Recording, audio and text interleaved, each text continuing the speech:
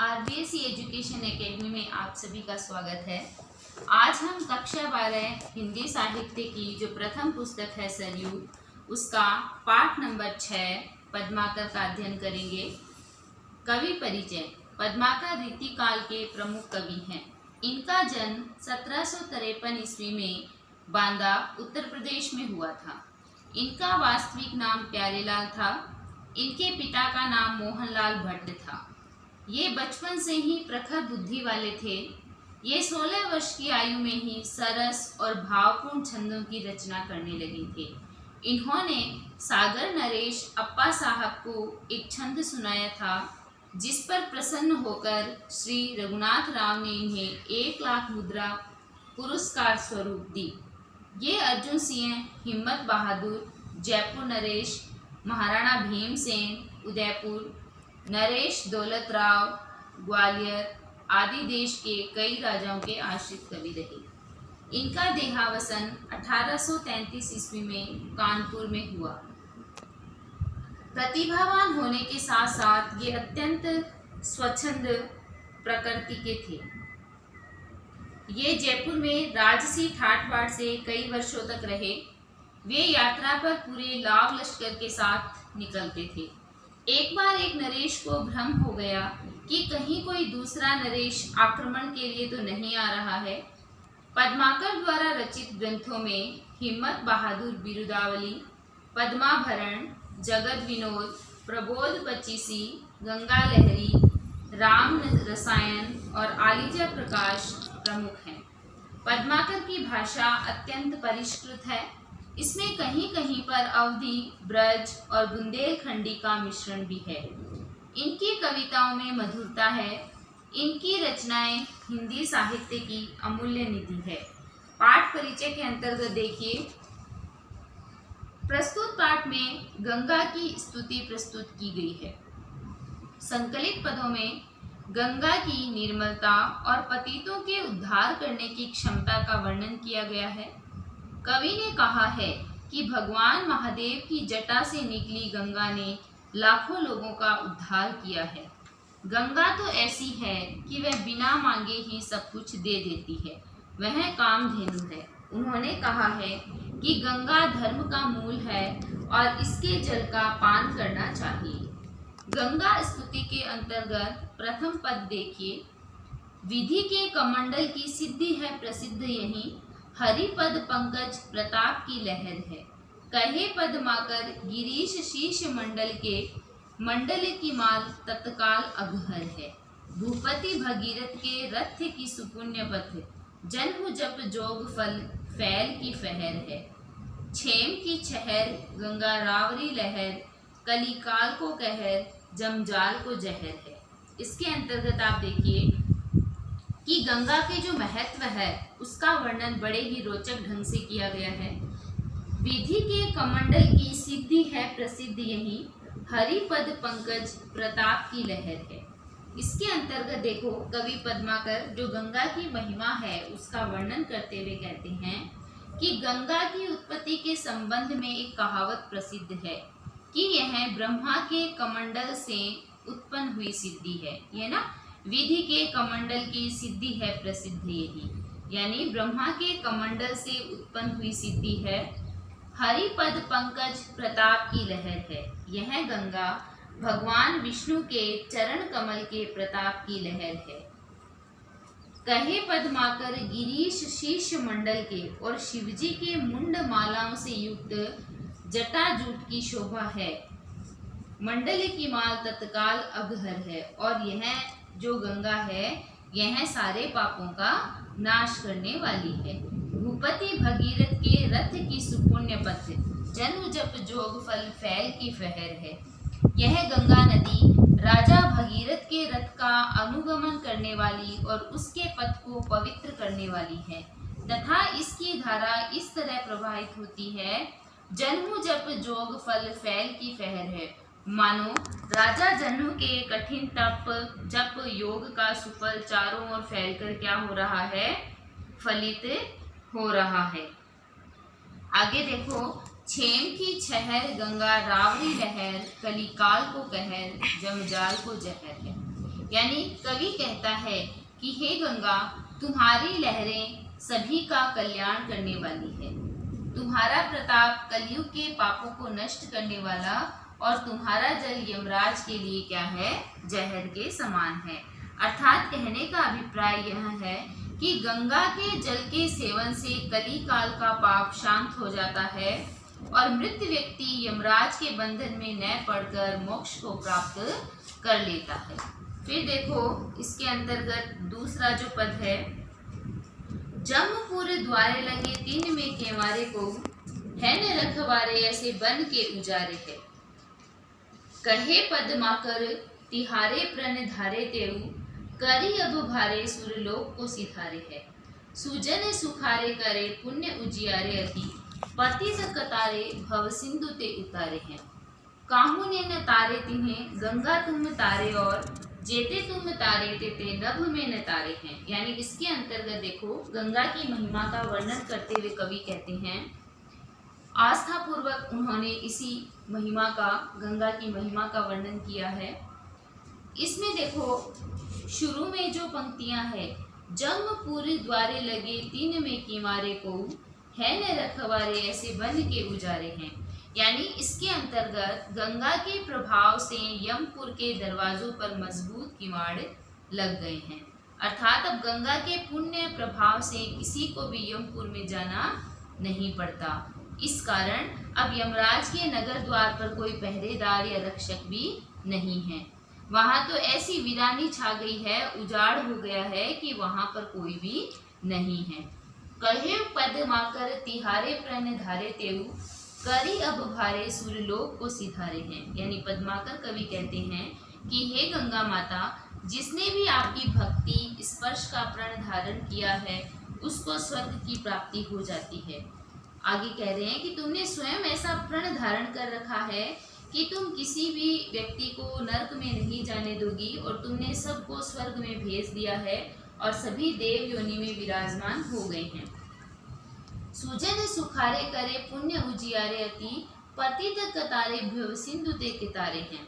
इस प्रकार तुमने अपनी कृपा से सज्जनों को सुख प्रदान किया है और सभी के पुण्य की वृद्धि की है। तुमने बड़े बड़े पापियों को इस संसार सागर से पार करके उनका क्या किया है, उद्धार किया है।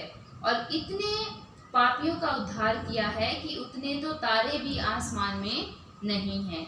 काहू ने न तारे तिन्हें गंगा तुम तारे और, जैसे तुम तारे तेते नभ में न तारे हैं। यानी इसमें ये कहा है कि जिन पतितों का तूने उद्धार किया है और किसी ने नहीं किया, और इस तरह तुमने आज तक जितने लोगों को तारा है, जितने लोगों का उद्धार किया है, उतने तारे आकाश में भी नहीं है। कहने का अभिप्राय ये है कि संसार के अंतर्गत तुमने जितने लोगों का उद्धार किया है उतने तो तारे भी आसमान में नहीं है। यानी एक तो तारे हैं उद्धार करना और एक तारे हैं जो आकाश के तारे होते हैं वे। कूरम पे कोल कोल्हो पे शेष कुंडली है, कुंडली पे फबो फेल सुफन हजार की। कहे पद्माकर त्युफन पे फवी है भूमि, भूमि पे फवी है तिथि रजत पहाड़ की।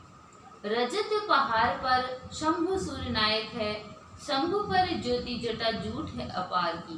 शंभु जटा जूटन पे चंद की छुटी है छटा, चंद की छटान पे छटा है गंगाधार की।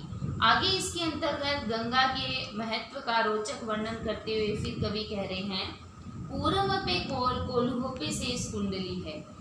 इसमें ये कहा गया है कि इस सृष्टि में कच्छप के ऊपर वराह विद्यमान है। पूरम, पूरम यानी कछुआ, पे कोल्हू यानी सुअर जो है वराह विद्यमान है, कोल्हू पर शेष कुंडली है और वराह के ऊपर शेष नाग कुंडली लगाकर बैठा हुआ है।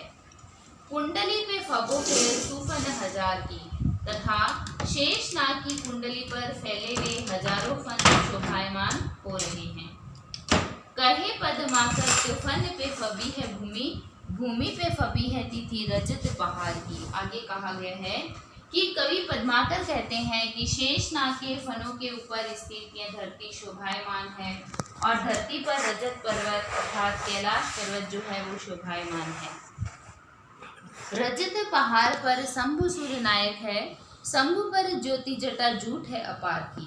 उसी कैलाश पर्वत पर शिवजी विराजमान है, जो देवताओं के पूज्य और ईश्वर है।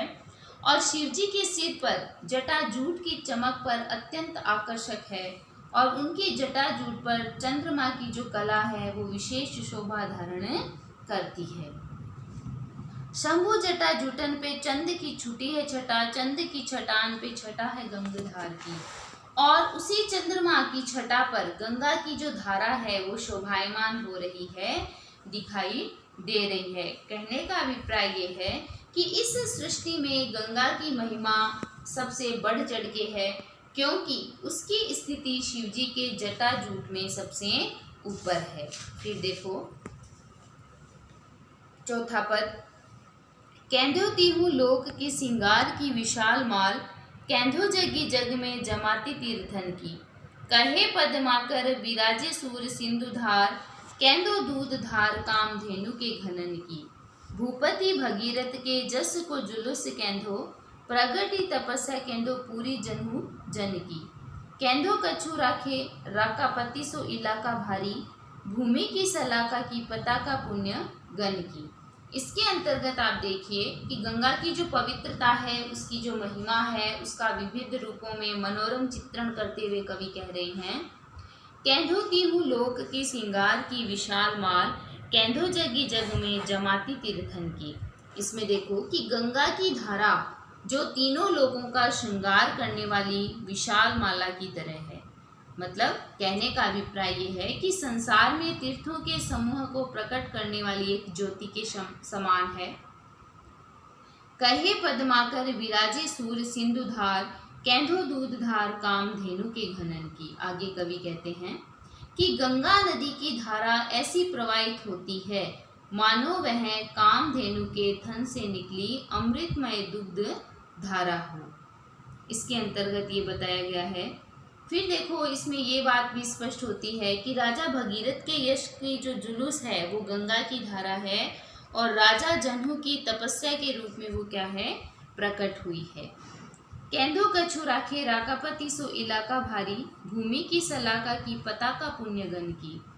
आगे वो ये कहते हैं कि गंगा की जो धारा है मानो चंद्रमा की चांदनी का कोई क्षेत्र हो, वह पृथ्वी की पवित्र शुभ्र श्लाका है या पुण्य समूहों की निर्मल पताका है। कहने का अभिप्राय ये है कि गंगा जो है उसका विविध रूपों में उसके रूपों का वर्णन पद्माकर जी ने किया है। फिर है पांचवा पद देखिए, कर्म को मूल तन, तन मूल जीव जग, जीवन को मूल अति आनंद ही धारी गो। कहे पद्माकर जो आनंद को मूल राज, राज मूल केवल प्रजा को भुवन भरी हो। प्रजा मूल अन्न सब, अन्न को मूल मेघ, मेघन को मूल एक यज्ञ अनुसरी हो। जगन को मूल धन, धन मूल धर्म अरु, धर्म मूल गंगा जल बिंदु पान करिबो।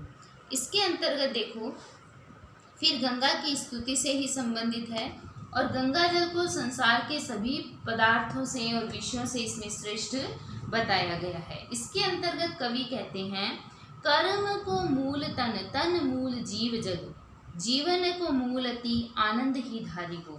इसमें कवि कहते हैं कि कर्मों का मूल यह शरीर है, और संसार में इस शरीर का जो मूल है वो जीव तत्व है। अर्थात जीव या जीवन तत्व होने पर ही शरीर की स्थिति सचेतनता युक्त होती है। कहे पद्माकर जो आनंद को मूल राज, राज मूल केवल प्रजा को भुवन भरी हो। यानी इसमें जो पद्माकर कवि है वे कहते हैं कि इसी प्रकार सांसारिक आनंद का जो मूल राज्य सुख है, और राज्य सुख भोग मूल केवल प्रजाजनों के घरों को सब संपत्तियों से भरना, अर्थात उनकी अच्छी तरह देखभाल करना या पालन पोषण करना है। मेघन को मूल एक यज्ञ अनुसरी हो, जगन को मूल धन, धन मूल धर्म अरु। यानी इसमें ये कहा गया है कि प्रजाजनों का मूल जो है वो सारा अन्न है, और अन्न का जो मूल है वो मेघ है, तथा मेघ का जो मूल है वो यज्ञ विधान का अनुसरण करना है। तो कहने का अभिप्राय क्या है कि अन्न इस संसार में होता है तो उसका जो मूल है वो मेघ है, और मेघ को लाने के लिए यज्ञ आदि का विधान करना पड़ता है। फिर है जगन को मूल धन, धन मूल धर्म अरु, धर्म मूल गंगा जल बिंदु पान करिबो। आगे इसमें कहा गया है कि यज्ञों का मूल धन है और धन का मूल धर्म है और धर्म का मूल गंगा जल की बूंदों का पान करना है। इस प्रकार गंगा जल की सर्वश्रेष्ठता मानी गई है और यह धर्म आदि सभी से श्रेष्ठ है।